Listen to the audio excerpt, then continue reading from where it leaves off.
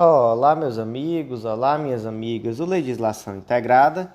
Aqui quem fala é o professor Bruno Valente. A nossa conversa é sobre jurisprudência em tese do STJ, edição de número 203. É a quinta edição sobre o tema bem de família. Antes de começar, fica aquele convite de sempre para você que vem sempre aqui, mas não está inscrito no nosso canal, seja no Spotify, Deezer, Apple Podcasts, Google Podcasts ou no YouTube. Não deixa de ativar o sininho para ficar sabendo das novidades e não deixa também de curtir, compartilhar, comentar e enviar para aquele amigo que também estuda para concurso. Outro convite muito especial, nos segue no Instagram, @legislação_integrada. Lá todo dia tem novidades sobre temas jurídicos.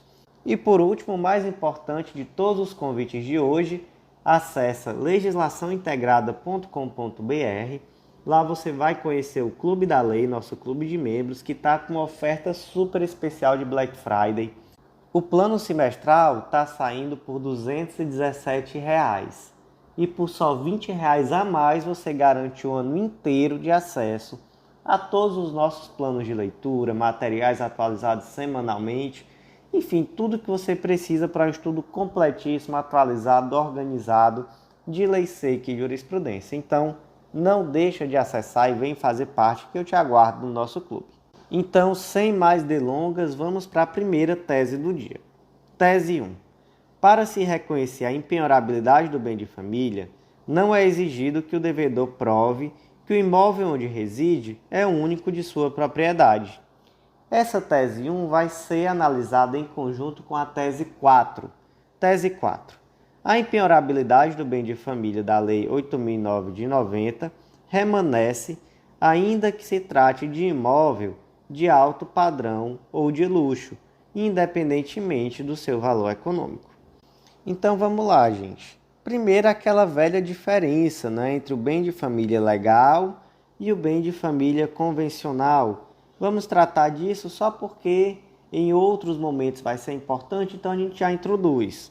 Como esse já é o quinto podcast sobre o tema bem de família, então você já deve estar bem situado sobre o tema, Você já deve saber que existe o bem de família legal, que está previsto lá na Lei 8.009 de 90, e o bem de família convencional, que está lá no Código Civil, artigos 1711 a 1722.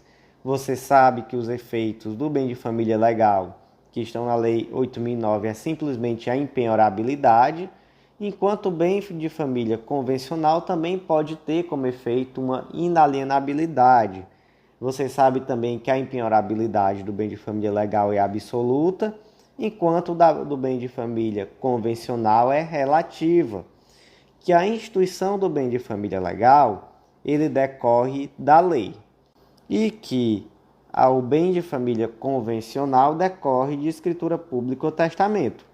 E por último, e aqui esse é um ponto que vai fazer toda a diferença em relação a essa tese 1, se a pessoa residir em vários imóveis, no caso do bem de família legal, o de menor valor vai ser considerado impenhorável.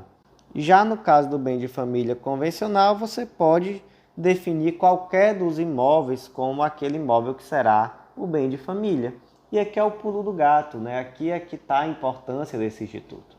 Então você reside em duas casas, você pode dizer, não, o meu bem de família vai ser a casa de maior valor, através de uma escritura pública, averbada na matrícula daquele imóvel. Então, olha só que previsão bacana para um indivíduo que possui mais de um imóvel. E só isso já mata a tese 1, Você diz aqui, para se reconhecer a impenhorabilidade do bem de família, não é exigido que o devedor prove que o imóvel onde reside é único de sua propriedade. Então, aqui a gente já viu, inclusive, como é que funciona, Se o indivíduo tiver mais de um imóvel, e aqui vamos diferenciar, a questão de ter mais de um imóvel e de morar em mais de um imóvel. Porque o que diz aqui no bem de família legal? Que se o indivíduo residir em mais de um imóvel, o imóvel que vai ser considerado o bem de família é aquele de menor valor. E quem é que reside em mais de um imóvel? Suponha, por exemplo, que o indivíduo trabalha viajando, então ele passa metade da semana no interior e metade na capital. Ele reside em dois imóveis. Qual vai ser aquele imóvel protegido pela impenhorabilidade do bem de família, o de menor valor. Ah, mas ele tem 2 imóveis, só que um é a casa que ele mora, o outro é a casa de campo. Qual imóvel vai ser bem de família? A casa de campo é só veraneio. O bem de família é a que ele mora, né? A que ele reside, mesmo que seja de maior valor. Então vamos esquematizar isso aqui, né? Vamos entender isso aqui de uma forma simples. O indivíduo reside em várias casas. Qual casa vai ser considerada bem de família? A de menor valor. O indivíduo tem várias casas, mas ele reside só em uma. Qual casa vai ser bem de família legal? A que ele mora, independentemente de valor, tá bom? Então a tese 1 fica muito clara, né? O indivíduo não precisa ter só uma casa para que ele tenha a proteção do bem de família. Ele pode ter mais de uma casa. A casa que ele reside vai ser aquela casa protegida pelo bem de família, pela impenhorabilidade do bem de família. E quanto à tese 4, ela diz, olha, não interessa se esse imóvel é de alto padrão, é de luxo, isso não faz diferença, o valor econômico do imóvel. Mesmo assim, ele será sempre impenhorável. Tese 2. É impenhorável o bem de família de devedor que sirva de residência para os seus familiares, ainda que habite em outro imóvel. Vamos imaginar aqui um caso concreto. O João ele mora de aluguel, mas ele é proprietário de um único imóvel. E nesse imóvel mora quem? Mora o filho dele de forma gratuita. O João está sofrendo execução civil. Esse imóvel onde mora o filho dele pode ser penhorado? Não. Por quê? Porque esse imóvel também encontra a proteção da impenhorabilidade do bem de família. Tese 3. É possível atribuir o benefício da impenhorabilidade a mais de um imóvel do devedor, desde que pertencentes a cada uma das entidades formadas após a dissolução da união estável ou da separação ou do divórcio. Então vamos lá para um caso concreto também. O Alírio ele é proprietário de 2 imóveis. Em um deles ele mora com a Isolda, que é sua atual esposa, e no outro mora a Arlinda, que é a sua antiga esposa, junto com os 2 filhos comuns. E aí o Alírio está sofrendo execução civil. Algum dos imóveis pode ser penhorado? Vamos aqui para o caso concreto de novo, né? Ele mora em um imóvel com a atual esposa. No outro imóvel mora a antiga esposa com os filhos. Imagina que ele saiu de casa desse outro imóvel, se casou novamente e comprou uma casa nova onde mora com a atual esposa. Algum dos imóveis pode ser penhorado? Não. Os 2 imóveis, nesse caso, têm a mesma proteção da impenhorabilidade do bem de família. Veja só que situação interessante, porque aqui o Arlindo tem 2 imóveis com proteção de bem de família, não somente um. Mas por quê? Porque são 2 famílias. Cada uma das 2 merece igual proteção. Porque veja só, da mesma forma que não dá para penhorar a casa onde mora o Arlindo com a atual esposa, não dá para penhorar a casa onde mora a ex-esposa de Arlindo com os filhos. Então, veja só, 2 casas que merecem igual proteção perante o direito.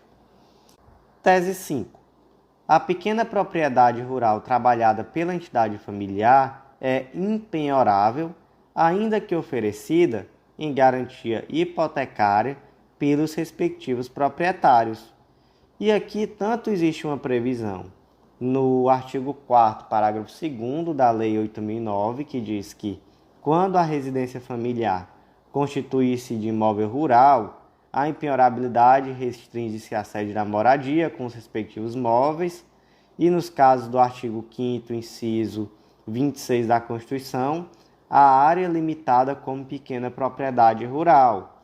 Quanto tem, né, como aqui já disse, lá no artigo 5º, inciso 26 da Constituição, a questão da impenhorabilidade do pequeno imóvel rural, e também no 833, inciso 8º do Código de Processo Civil. São impenhoráveis a pequena propriedade rural, assim definida em lei, desde que trabalhada pela família.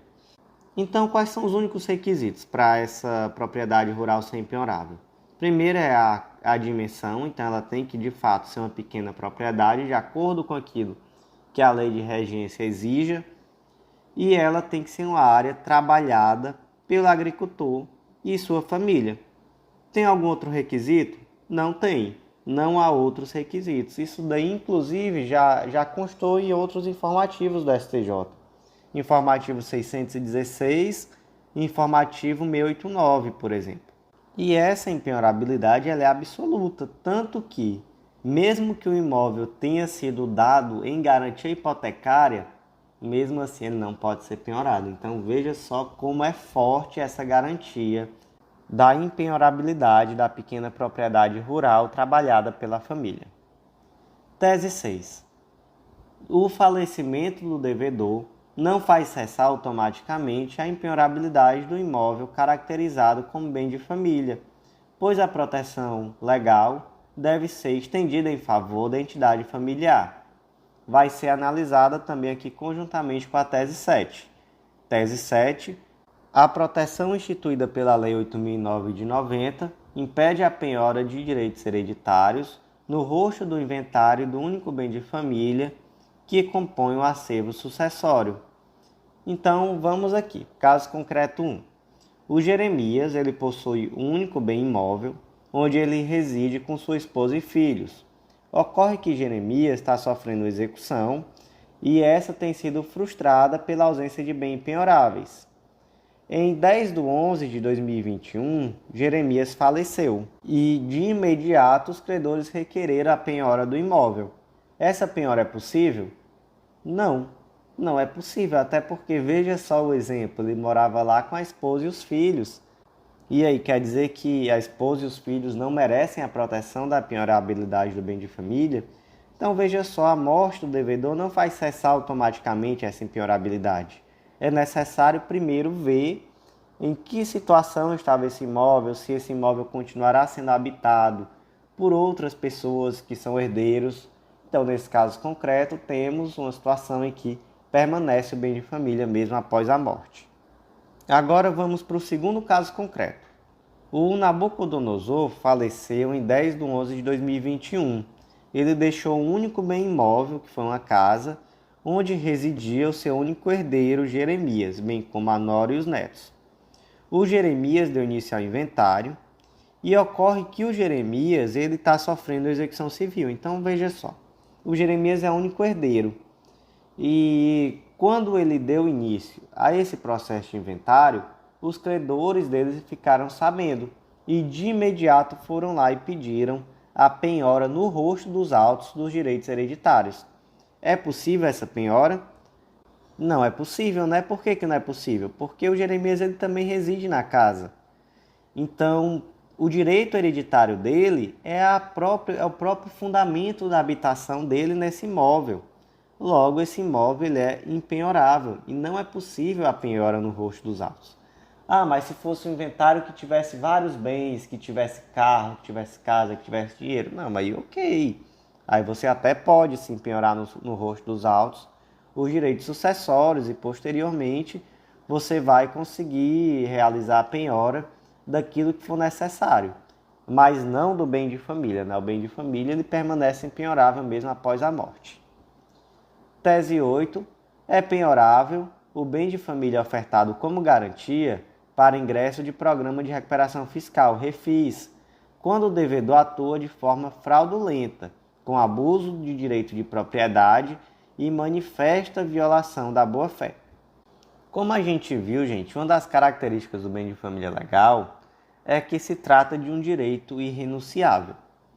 Só que essa irrenunciabilidade deve ser lida junto com a boa-fé. Até porque, veja só, o imóvel bem de família ele pode ser vendido, ele não é inalienável. Ele pode ser vendido a qualquer momento, ele pode ser dado em garantia. E aí nessas situações, realmente, não há o que se falar em proteção de bem de família, quando o indivíduo ele age às vezes até mesmo de má fé, buscando dar em garantia imóveis que são protegidos pela impenhorabilidade do bem de família, como um subterfúgio para depois não pagar as dívidas e se livrar. E nesse caso concreto, esse rapaz fazia isso bastante, que foi aqui no RESP 1.200.112 do Rio de Janeiro. Então ele já tinha feito isso em empréstimo bancário, dado bem em garantia, era bem de família, e agora ele estava fazendo isso para ingresso em um programa de refis.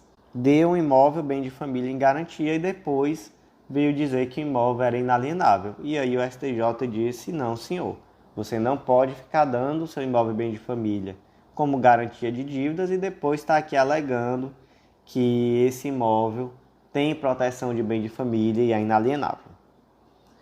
Tese 9. Os móveis que guarnecem o bem de família são impenhoráveis, excetuados aqueles em duplicidade, por não se tratar de utensílios necessários à manutenção básica da unidade familiar. Então, gente, lá no artigo 1º da Lei 8.009, diz que não só o imóvel residencial que é impenhorável, mas também os móveis que o guarnecem. Vamos ver aqui, na verdade, o parágrafo único do artigo 1º.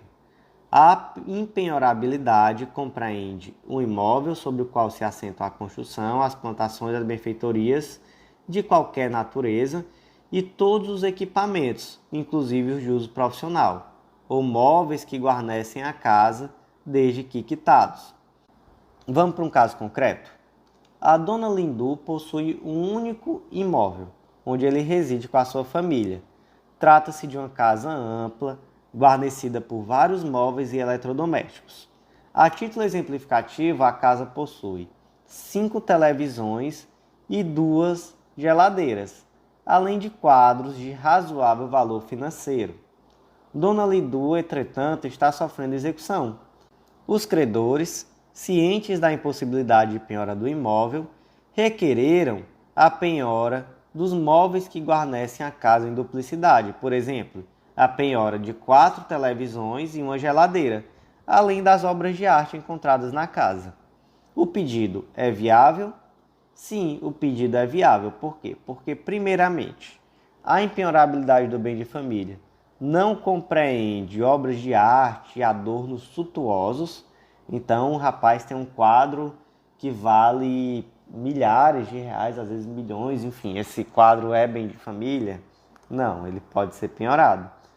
Na casa tem 2 geladeiras, tem 5 TVs, todas são impenhoráveis? Não. Aquilo que está em duplicidade não é impenhorável, então tem que manter pelo menos uma geladeira, tem que manter pelo menos uma televisão. Mas aquilo que passa disso pode ser sim penhorado. Tese 10. Os bens móveis que guarnecem a residência do devedor, enquanto não quitados, não integram ao bem de família protegido pela Lei 8.009. Logo, são passíveis de penhora. E aqui também vamos para mais um caso concreto. A dona Lindu, agora essa dona Lindu aqui é outra, essa aqui é mais humilde. Ela possui um único imóvel onde ela reside com a sua família e trata-se de uma casa simples, com pouca mobília. E a única televisão da casa foi adquirida nas Casas Bahia em 12 prestações no crediário. E assim a dona Lindu pagou somente 2 e as outras 10 estavam em atraso. E a empresa deu início a uma execução e pediu a penhora da referida televisão. A dona Lindu, entretanto, contestou o pedido de penhora e afirmou que a televisão é a única da casa, que, portanto, ela também é bem de família. Já que, como a gente viu, a impenhorabilidade do bem de família também abrange os móveis que guarnecem a casa, desde que não em duplicidade. E aí, é possível a penhora da televisão? É possível, né? Porque a televisão não está quitada. Então imagina se o indivíduo puder ir até uma loja, comprar um produto parcelado, não pagar e dizer que não vai devolver porque é bem de família. Realmente não é a isso que se presta a proteção da impenhorabilidade do bem de família. Então, nesse caso aqui, é possível sim a penhora até por uma questão de boa-fé, inclusive porque a impenhorabilidade ela se refere a bens quitados. Agora, naturalmente, essa questão do bem não estar quitado é algo que pode ser alegado pelo credor daquela dívida específica, né? Melhor dizendo. Então, não pode vir o João da bodega pedir a penhora da referida televisão dizendo que ela não está quitada junto às Casas Bahia. João não tem nada a ver com isso, né? Aqui se trata de algo da relação da dona Lindu com a Casas Bahia, tá bom? Então, Não confunda também alhos com bugalhos. A proteção é em relação a bens quitados, mas isso aqui vai dizer respeito à relação específica da dívida daquele bem com a empresa, tá? Com a empresa ou com a pessoa que seja. Então, meus amigos, por hoje foi isso. Eu agradeço muito a você que ouviu até o final. Lhe convido a sempre vir aqui, ouvir nosso podcast, curtir, compartilhar, comentar e enviar para aquele amigo, porque ajuda muito na manutenção desse trabalho. Te aguardo no nosso próximo podcast. Até lá!